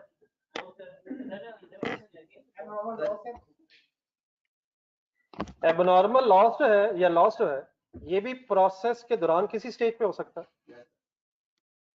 लेकिन अगर इंफॉर्मेशन ना हो, तो आपने सही सोचा जो भी सोचा, तो हम नहीं कह सकते ये किस टाइम लॉस हुआ. तो इंफॉर्मेशन अगर ना हो फिर हमेशा हम यही अज्यूम करेंगे कि loss at the end of the process हुआ है. मींस मटेरियल भी लगा है, लेबर भी लगी, ओवरहेड भी लगा है. लेकिन अगर वो कि लॉस 60% स्टेज पे हुआ तो क्या फिर 60% तक खर्चा ही हुआ होगा? फिर हम अकॉर्डिंगली वर्किंग करेंगे. अपने पेज नंबर 44 पे है एक सेंटेंस ढूंढ जरा जहां 40% फैक्ट्री ओवरहेड्स की परसेंटेज दी हुई है. एक लाइन अंडरलाइन करें, इक्विवेलेंट यूनिट से हेडिंग बनी हुई है. वापस बुक पे आ जरा, पेज नंबर 44 एक सेंटेंस वहीं अंडरलाइन कर लेना. मिला कहीं? क्या sentence? If nothing is mentioned, then assume that abnormal loss units are identified at the. क्या हमेशा लॉस एंड में ही होगा? अगर बताया हो तो अकॉर्डिंगली वर्किंग करेंगे, और अगर नहीं बताया हुआ तो आपने बिल्कुल सही मुझे बताया, लेकिन आपके जहन में क्या आया? ये एंड में ही हुआ होगा. दोबारा आंसर नंबर 1 और आंसर नंबर 2 में जाए. आंसर नंबर 1 और आंसर नंबर 2, क्या वहां भी आपने यही अज्यूम किया है? जितनी वेटेज आपने आउटपुट को दी है उतनी ही वेटेज आपने एबनॉर्मल लॉस को भी दी है. आपने क्या अज्यूम किया है कि लॉस एंड में ही हुआ होगा क्योंकि क्वेश्चन वाज साइलेंट. लेकिन अगर क्वेश्चंस अपनी खामोशी खत्म कर दें तो अकॉर्डिंगली वर्किंग करेंगे. तो यहाँ आपने 150 क्यों मुझे कहा है सही है सही है सही है? क्योंकि आपको नहीं पता था कि स्टेज ऑफ सॉरी आपको नहीं पता था कि लॉस की स्टेज पे जाके हुआ है. देयरफॉर आपने क्या सही अज्यूम किया कि वो एंड में ही हुआ होगा. वापस आ रहे मेन बहस पे, दैट इज क्या इकट्ठा रेट निकल सकता है? क्या इकट्ठा रेट निकल सकता है? क्यों नहीं निकल सकता है? आप इस तरह से एक वर्किंग करें और क्रॉस लगाएं, और फिर इस क्रॉस को इंग्लिश में हमने एक्सप्लेन करना है कि क्रॉस क्यों लगा. ये बहुत सीरियस इश्यूज हो रहे हैं. अगर आपने साथ ना दिया तो आपकी हर चीज पे क्रॉस लग जाएंगे. What is the reason of this cross? Urdu में, अंग्रेजी जरूरी नहीं है, मैंने रट्टा लगाया हुआ.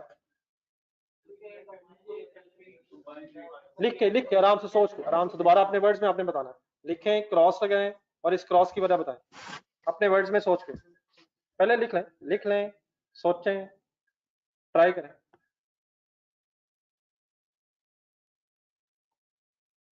जी ऑनलाइन स्टूडेंट्स इस क्रॉस को अंडरस्टैंड कर पा रहे हैं? बाकी जो मैंने अभी सेंटेंस बोला था वो मैं भी लिखता हूँ.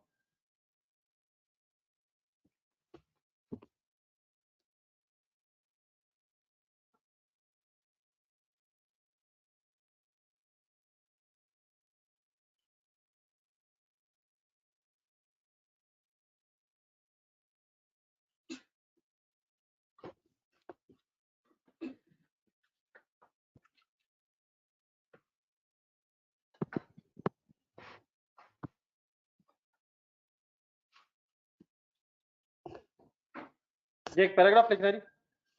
Ready? We can not calculate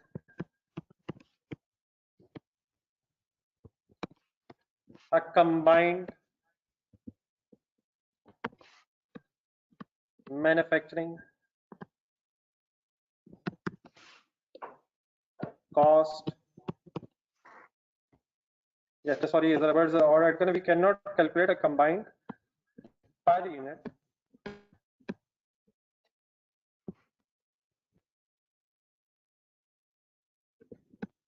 combined manufacturing cost per unit. ऐसे पहले भी बात सकता है. We cannot calculate a combined, ये per unit यहाँ ना लिखे, sorry, यहाँ लिखे rate of,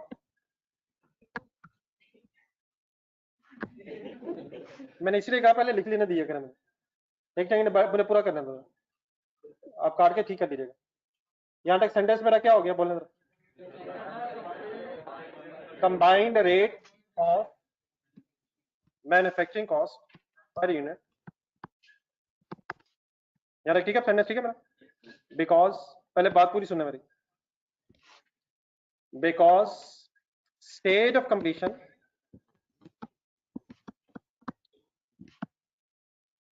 ये कह दीजिए stage of completion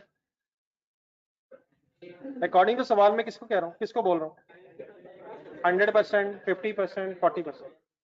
because stage of completion of each cost component, ये किसको कहा मैंने, material, labour, overheads is different. ठीक है.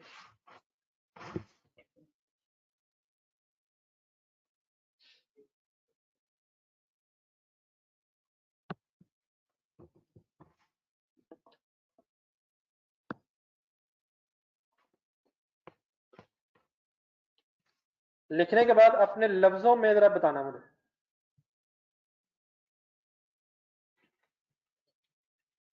हम क्या नहीं कर सकते, क्यों, क्यों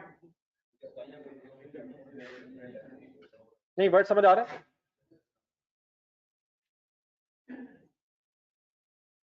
जी ऑनलाइन स्टूडेंट से सेंटेंस क्लियर हो गया.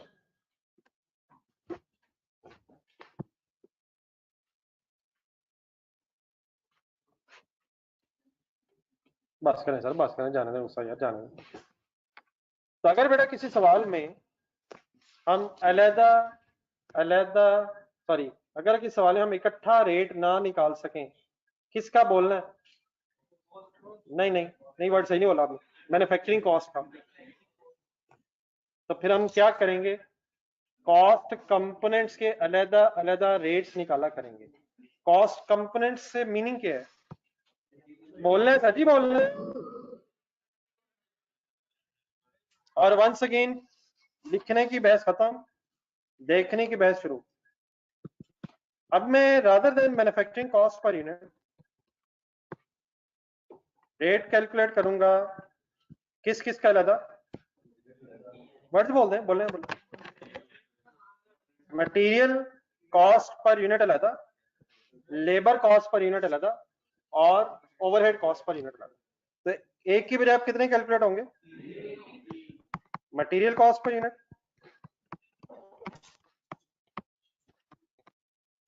ना कीजिएगा इस तरह, labour cost per unit and factory rates cost per unit. क्या ना कर सकें तो फिर क्या करना पड़ेगा, बोलना है बोलना है बोलना है. अलग अलग कैसे वर्किंग करेंगे, गेम अभी ऑन है. अभी भी अमाउंट्स कहां से मिलेंगी, लेजर की डेबिट साइड पे पहुंच जाए दोबारा. लेकिन रादर देन इकट्ठा लिखवाएं. अब मुझे क्या क्या लिखवाएंगे, 16,000, आगे 8125, आगे 3498. एनी प्रॉब्लम, मत लिखें गलत हो गया है. क्या की बजाय क्या शुरू हो गया है, कंबाइंड रेट की बजाय अलहदा अलहदा बहस शुरू हो गई है. ये तो मेरे डेबिट साइड पे फिगर देख के लिखनी है. अब क्रेडिट साइड पे जाएं, क्रेडिट साइड पे जाएं, रिकवरी वैल्यू है. रिकवरी वैल्यू का क्या होता है, माइनस होती है, बोर्ड पे देखें. -700 -700 -700। और यार जाने दे खुदा के लिए यार, और यार ऊपर लिखा तो है -700 और तीनों से माइनस हो रही है यार, मटीरियल लेबर ओवरहेड्स तीनों से माइनस हो रही है। सही प्रॉब्लम बताएंगे तो ठीक है, वरना मैंने मेरे माइक मैंने बोल ही जाना। मटीरियल लेबर ओवरहेड्स के साथ तीनों से माइनस हो रही है। Problem problem problem problem problem problem problem problem problem 3 दफा हो गई। ये निकलेगा तो मैं रुका 3 दफा हो गई तो कोई मसला नहीं। तो क्या 3 दफा माइनस करना, क्या एक दफा ही माइनस होना है? तो फिर कैसा कहां से माइनस करें? अब नया मसला, ना ना नया मसला, अब नया मसला। पहले क्या हो रहा था, मैन्युफैक्चरिंग कॉस्ट इकट्ठी, मैन्युफैक्चरिंग कॉस्ट से माइनस कर रहे हैं। अब प्रॉब्लम ये है कि तीनों से तो माइनस होना नहीं, तीनों से तो माइनस होना नहीं है। 700 रुपए है तो टोटल 700 जो माइनस होना है। तो एक तरीका क्या हो सकता है, अब इसे ब्रेक किया जाए और कर सकते हैं, लेकिन अल्हम्दुलिल्लाह कह के जरा मेरी बात सुने, पहले अल्हम्दुलिल्लाह कहना, कोई इसकी एलोकेशन नहीं करनी। एक्सेप्टेबल सिर्फ ये है कि रिकवरी वैल्यू अगर हो तो उसे फर्स्ट कॉस्ट कंपोनेंट में से माइनस कर दें। एलोकेट किया जा सकता है लेकिन ये जरूरी नहीं है। एग्जामिनर के लिए क्या एक्सेप्टेबल है कि इस सिचुएशन में recovery value first cost component में से माइनस कर दें। फर्स्ट कॉस्ट कंपोनेंट से क्या समझ आई आपको? नॉर्मली मटेरियल होता है, लेकिन मैंने जानबूझ के फिर मटेरियल नहीं बोला क्योंकि इंशाल्लाह कुछ दिन बाद आप ही कहेंगे कि मटेरियल से पहले ही एक कंपोनेंट और भी होता है। तो मैंने क्या कहा है,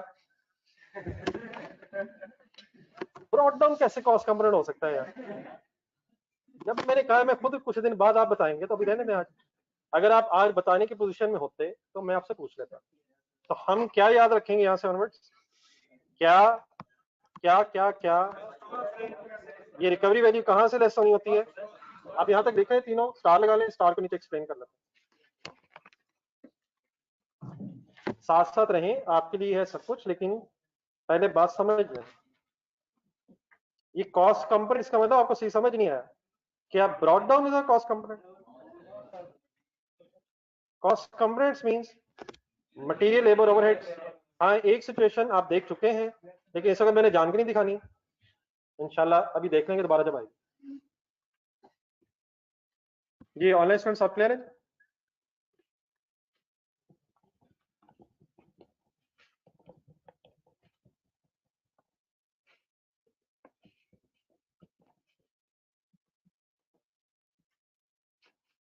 चीजें सजी नहीं है, स्टेप वाइज आराम आराम से चलें, इंशाल्लाह कोई इशू नहीं है। एकदम जज्बाती हो जाते हैं आप लोग।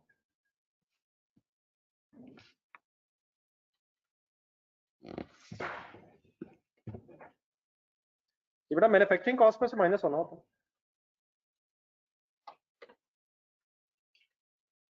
बेटा ऊपर वर्किंग में जो किया है वो तो काट दिया वर्किंग। जो 700 ऊपर वर्किंग में किया था वो तो वर्किंग करनी नहीं थी, वो तो वर्किंग हो ही नहीं सकती, उसको तो क्रॉस नहीं कर दिया।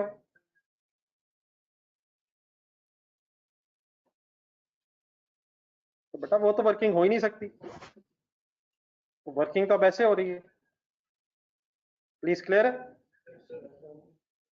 पर यूनिट आ चुका है या पर यूनिट अभी कैलकुलेट हो रहा है? अब तो कैलकुलेट हो रहा है, उसे लिख के क्रॉस क्यों लगाया? वैसे नहीं हो सकता, इंशाल्लाह ऐसे हो जाए। ये एक स्टार जरा नीचे एक लाइन रखनी है अभी, बल्कि दो छोड़े इफेक्टिव रेट्स के नीचे, स्टार एक्सप्लेन करें। Deduct the recovery value,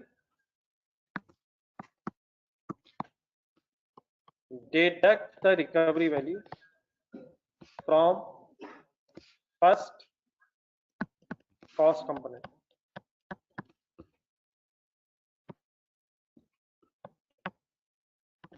which normally is material। इस तरह से लिखें, first cost component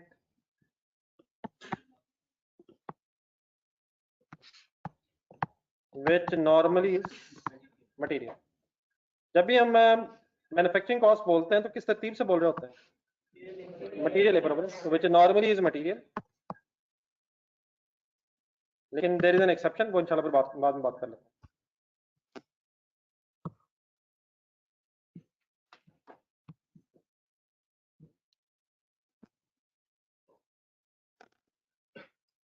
जी यहाँ तक कोई कंफ्यूजन? मेरे नजदीक वर्किंग का तरीका वही है, सवाए इसके कि रेट से ज्यादा होने लगे। एग्रीड है? बेस बनवा दिया, मटेरियल की बेस बनवाना शुरू कर दें। लेजर देखें, लेजर देखें देखें देखें। 2750 ओके है, 150 ओके है, और 700 पूरा ओके है। डेफिनेटली 700 इंटू 100% हो रहा है, शायद जरूरत नहीं है। एक और लेबर बनवा दें, इफेक्टिव रेट्स खुद बनाएगा। लेबर की बेस बताएं। 2750 ओके है, 150 ओके है, 700 नहीं, सॉल्व करना, 700 का 50%। सॉल्व मीन्स एक्सप्लेन करना। यहाँ तक क्लियर है? अब तो नहीं का मसला। इफेक्टिव रेट्स वाइंड अप करें और पर यूनिट रेट की वर्किंग करें। आंसर अगर पॉइंट्स में आए तो प्लीज राउंडिंग ऑफ के बहस खत्म हो चुकी है।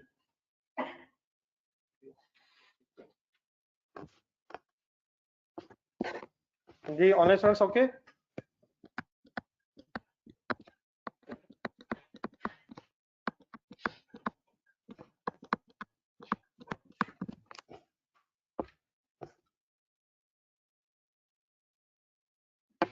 कब तक 2750 देख देख के लिखेंगे? 30ही दफा ये।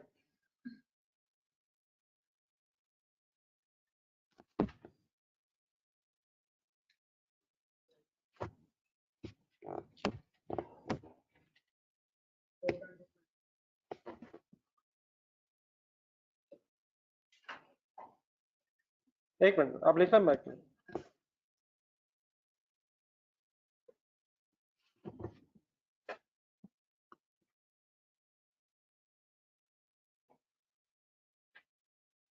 जी आंसर पहला मेरा 4.25 है यार। ये पूरा बोलेंगे क्या है 4.25? नहीं मतलब पूरा ये है क्या? Material cost per unit, material cost per unit. दूसरा लेबर कॉस्ट पर यूनिट। आगे ओवरहेड कॉस्ट पर यूनिट। तीनों का सम करें और सोचें ये क्या आ गया। 4.25, 2.5, 1.1 टोटल 7.85 तीनों पर यूनिट प्लस हुए हैं। फाइनल आंसर बताइए क्या है? नाम? हाँ जी, manufacturing cost per unit, total manufacturing cost per unit.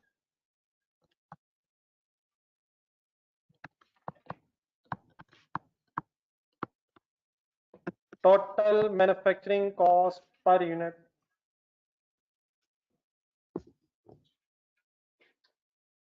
अलग अलग अलग क्यों करनी पड़ी है? वर्ड्स पढ़ के अच्छे से वर्ड अंग्रेजी को उर्दू में कन्वर्ट करके। क्योंकि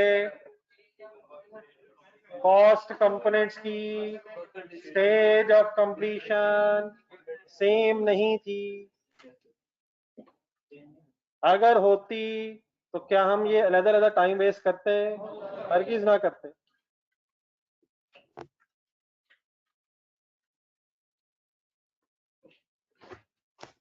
जब ये कॉस्ट पर यूनिट आ जाती थी तो नेक्स्ट आप क्या काम करते थे? सोचें सोचें सोचें। जब पर यूनिट रेट आ जाते थे, आ जाता था, तो क्या शुरू कर देते थे? कॉस्ट एलोकेशन शुरू कर देते थे यार। तो हेडिंग लिखें कॉस्ट एलोकेशन। ढूंढ के बताना है कॉस्ट एलोकेशन किस किस किस पे होनी है। हिम्मत जवानो हिम्मत। Finish good, abnormal loss, and जवानो and work in process. Cost allocation करते हुए कहां और कहां देखते थे? हिम्मत करो जवानो हिम्मत। बोर्ड और बोर्ड पे देखते थे। नहीं नहीं घर किया सवाल कर। काइंडली प्लीज कहां कहां देख के आपने एलोकेशंस की हमेशा? बेस और पर यूनिट की अमाउंट देख के। तो प्लीज आज भी ऐसे ही होने लगा है और आप रुक गए हैं। हेडिंग लिख ली है। पहली हेडिंग बता दें किसको कॉस्ट एलोकेट होनी है, और रुक जाए प्लीज। ये सबसे इंपॉर्टेंट चीज है कि फिगर्स मिलनी कहां से है, अपनी पर यूनिट की वर्किंग में पहुंचे। पर यूनिट की वर्किंग, फिनिश गुड्स की क्वांटिटी बताएं बेस में देख के, मटेरियल की बेस में कितनी है। अगर मैं 2750 उठाऊं और मल्टीप्लाइड बाय 4.25 कर दूं, यस सर यस सर, तो 100% मटेरियल आ जाएगा। फिर प्लस का साइन दबा दूं, 2750 फिर जरब दूं, मल्टीप्लाइड बाय 2.5 कर दूं, तब क्या आ जाएगा, लेबर आ जाएगी। और फिर प्लस का साइन दबा के क्या करूं, 2750 मल्टीप्लाइड बाय 1.1। लेकिन टाइम वेस्टिंग है। गौर से मेरे वर्ड सुने, 2750 तीनों बेसिस में कॉमन है, 2750 तीनों कॉमन में बेस सेम नजर आ रहा है। तो क्या इकट्ठा ऐसे कर लूं, 2750 मल्टीप्लाइड बाय 7.85। वो इतने रेट फिर क्यों निकाले अगर एक ही लगना था, बाकियों का मसला था, क्या करें। लेकिन इसको इकट्ठा करके रेट क्यों लग गया है, 100% complete with respect to every cost component. Answer आ जाएगा, अगला सोचें मेरे साथ। अब नॉर्मल लॉस की वर्किंग आप फाइनल बोल दें कैसे होनी चाहिए, 150 तीनों में वंस अगेन कॉमन है, मल्टीप्लाइड बाय 7.85। कहां देख रहा हूं, क्या करी जा रहा हूं, बेस देख रहा हूं और कैलकुलेशन करी जा रहा हूं। अगला सुने गौर से, closing work in process, closing work in process 700 into 7.85 नहीं हो सकता, अलग-अलग ही करना पड़ना है। सुनिएगा गौर से, 700 इंटू 4.25 या 700 इंटू 50% इंटू, बोलना है बोलना है बोलना है, क्या बोले कोई नहीं, क्या चल रहा है, क्या हो रहा है, जमा, एक और जमा आ गया, फिगर बोले फिगर बोले, हम लिख रहे हैं हमें ना तंग किया जाए, हमें तंग ना किया जाए, इंटू 1.1। ये अलग अलग क्यों किया मैंने, रीजन अंग्रेजी में ढूंढे, अच्छे अच्छे वर्ड ढूंढे, क्योंकि इसकी stage of completion cost components के एंगल से अलग है। तो किस को इकट्ठा किया जा सकता था, किन दो को, क्योंकि उनकी स्टेज ऑफ कंप्लीशन 100% है, इसकी स्टेज ऑफ कंप्लीशन अलग अलग है, तो मटेरियल का रेट अलग लगा, लेबर का रेट अलग लगा, और ओवरहेड्स का रेट अकॉर्डिंगली अलग अलग है। इज इक्वल टू कैंडी सॉल्व कर, शुक्र है लाइट गई है, नजर आ रहा है, सोचा भी जा रहा है, लिखा नहीं जा रहा। मेरा ख्याल है क्लास करते हुए ना इस तरह लाइट बंद कर दी जाए, सोचते वक्त लाइट बंद कर दी जाए, ज्यादा अच्छा नजर आता है। नहीं ज्यादा अच्छा भी नजर आता है, सोचा भी जाता है, लिखा नहीं ना जा रहा होता, फिर वो सही रहता है।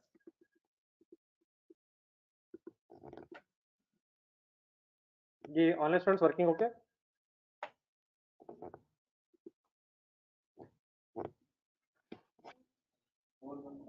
फिगर्स आ रही है, फिगर्स की इशू नहीं, फिगर्स का इशू नहीं।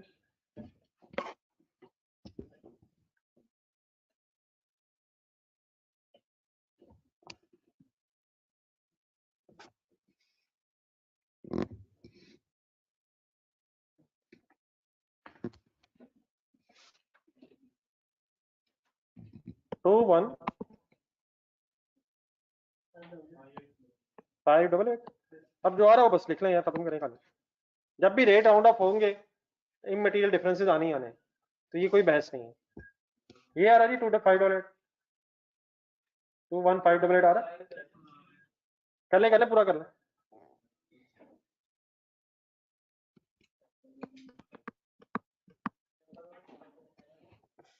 डबल 177 या 78, ओ ठीक है यार, ये हो गया सब, कोई इशू नहीं है sir. Is equal to last 4158 59 57 तकरीबन 58, चुप करे, कोई एक तो ठीक है।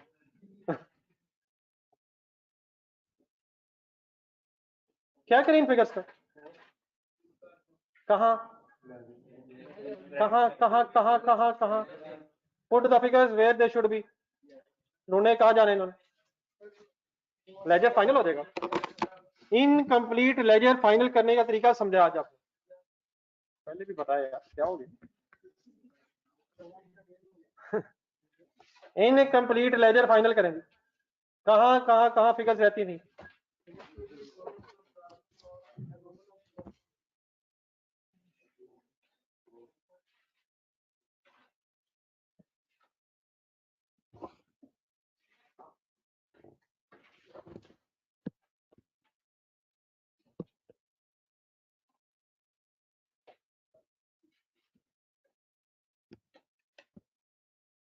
रियलाइज सारी फिगर्स ठीक है, फाइंड अप करें, टोटल करें।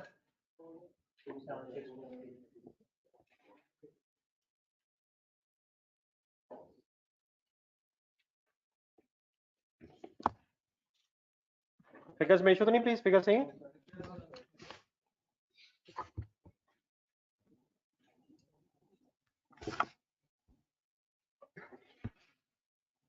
जी सर, फिनिश कोर्स के सामने फिगर आ जाएगी 2 5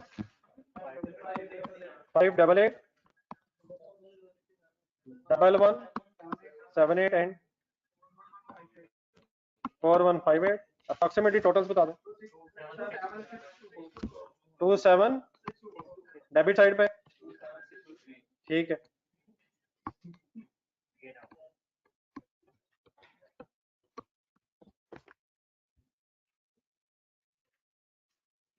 ना अपने आप को ना एग्जामिनर को धोखा देने की जरूरत है, जो आ रहा है वो लिखना है, जो आ रहा है वही लिखना है।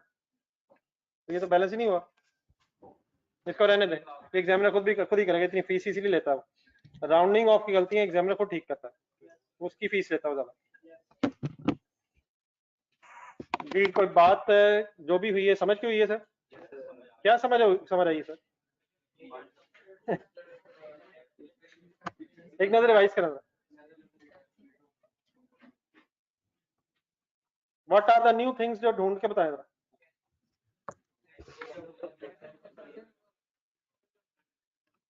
क्लोजिंग वर्क इन प्रोसेस और न्यू थिंग, ठीक है, चलो उसकी स्टेज ऑफ कंप्लीशन नहीं है, फिर उससे क्या फर्क पड़ा आगे तक? क्योंकि कॉस्ट कंपोनेंट्स की स्टेज ऑफ कंप्लीशन डिफरेंट होगी थी, इसलिए हम कंबाइंड रेट नहीं निकाल सके। किसका कंबाइंड रेट? मैन्युफैक्चरिंग कॉस्ट का कंबाइंड रेट नहीं निकाल सके। फिर हमें क्या करना पड़ा? फिर हमें कॉस्ट कंपोनेंट्स के अलग अलग रेट निकालने पड़े। लेकिन अगर कॉस्ट कंपोनेंट्स के अलग रेट निकाल रहे हो तो रिकवरी वैल्यू का क्या करेंगे? फर्स्ट कंपोनेंट नॉर्मली कौन सा होगा? और आफ्टर द रेट्स फिर कॉस्ट एलोकेशन।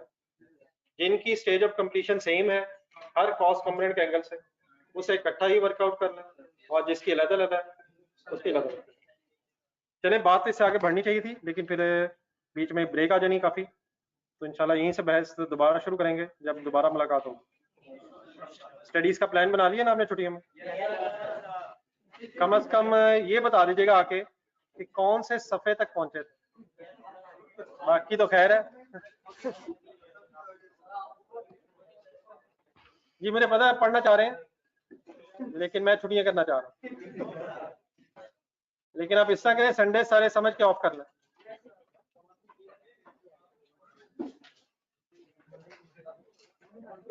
जी इंशाल्लाह, जी इंशाल्लाह, बिल्कुल सही है। इबादत के दिन है, दुआओं के दिन है, इबादत करें, दुआएं करें।